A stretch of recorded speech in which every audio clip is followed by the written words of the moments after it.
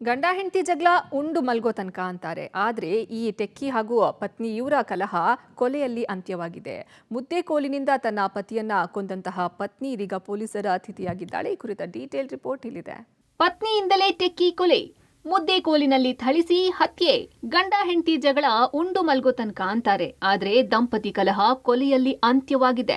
ಮುದ್ದೆ ಕೋಲಿನಲ್ಲಿ ಹೊಡೆದು ಟೆಕ್ಕಿಯನ್ನ ಹತ್ಯೆಗೈದಿದ್ದ ಪತ್ನಿ ಪೊಲೀಸರ ಅತಿಥಿಯಾಗಿದ್ದಾಳೆ. ಪತಿ ಹತ್ಯೆ ಬಳಿಕ ಸಹಜ ಸಾವು ಅಂತ ಕಥೆ ಕಟ್ಟಿದ್ದಾಕೆ ಕಂಬಿ ಎಣಿಸುತ್ತಿದ್ದಾಳೆ. ಬೆಂಗಳೂರಿನ ಸುದ್ದಗುಂಟೆಪಾಳ್ಯದಲ್ಲಿ ಘಟನೆ ನಡೆದಿದೆ. 2 ಮದುವೆ ಆಗಿದ್ರು ಮನೆಗೆಲಸದಾಕೆ ಜೊತೆ ಲವ್ವಿ ಡವ್ವಿ. ಲಕ್ಷ ಮನೆ ಬಾಡಿಗೆ ಪಡೆಯುತ್ತಿದ್ದ ಟೆಕ್ಕಿಗೆ ಪತ್ನಿ ಚಟ್ಟ. ವೃತ್ತಿಯಲ್ಲಿ ಟೆಕ್ಕಿಯಾಗಿದ್ದ ಭಾಸ್ಕರ್ ಮೊದಲ ಪತ್ನಿಗೆ ಡಿವೋರ್ಸ್ ಕೊಟ್ಟಿದ್ರು. ಬಳಿಕ ಶ್ರುತಿಯನ್ನ ಮದುವೆಯಾಗಿದ್ರು.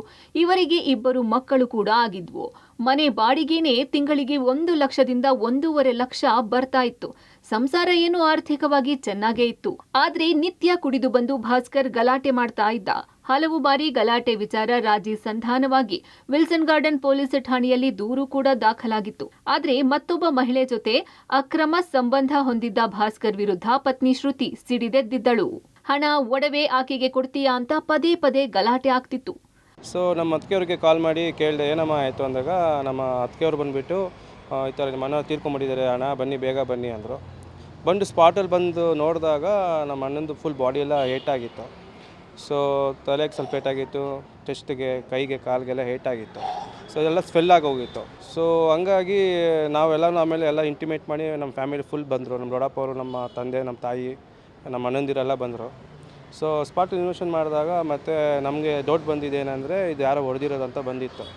ಸೊ ಯಾರ ಮೇಲೆ ಅಂತ ಡೌಟ್ ಇರಲಿಲ್ಲ. ಸೊ ಹಂಗಾಗಿ ನಾವೇನು ಮಾಡಿದ್ವಿ, ಬಂದು ಸ್ಪಾಟಲ್ಲಿ ನೋಡಿದಾಗ ಯಾರೋ ಹೊಡೆದು ಕಳಿಸಿದ್ದಾರೆ ಅಂತಲೇ ಇದ್ದಿದ್ದು.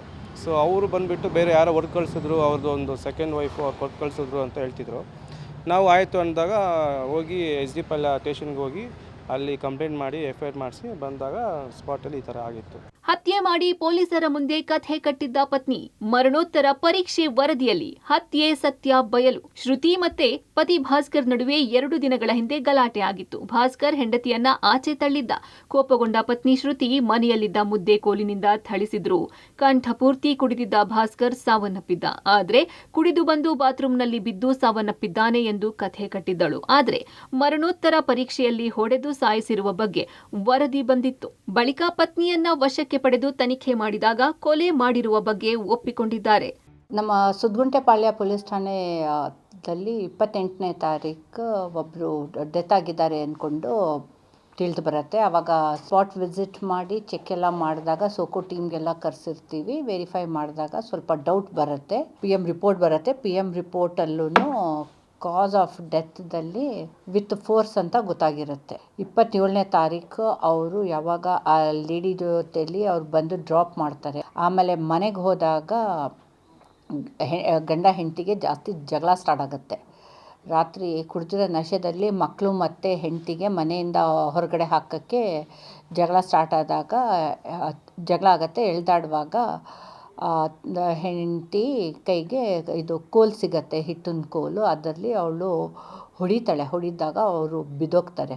ಆ ಫೋರ್ಸ್ದಲ್ಲಿ ಆಮೇಲೆ ನೀರೆಲ್ಲ ಕುಡಿಸಿ ಎಲ್ಲ ಸಮಾಧಾನ ಆಗಿ ಬೆಳಿಗ್ಗೆ ಸ್ಕೂಲ್ ಹೋಗಬೇಕು ಅಂತ ಮಕ್ಕಳು ಮಲಗಿದಾಗ ಬೆಳಿಗ್ಗೆ ಎದ್ದು ನೋಡ್ತಾರೆ, ಅವರು ಯಾವ ಪೊಸಿಷನ್ದಲ್ಲಿ ಮಲಗಿದ್ರು ಆ ಪೊಸಿಷನ್ದಲ್ಲಿ ತೀರ್ ಹೋಗಿರ್ತಾರೆ. ಸದ್ಯ ಪತಿ ಹತ್ಯೆಗೈದ ಶ್ರುತಿಯನ್ನ ಸುದ್ದಗುಂಟೆಪಾಳ್ಯ ಪೊಲೀಸರು ಜೈಲಿಗೆ ಕಳಿಸಿದ್ದಾರೆ.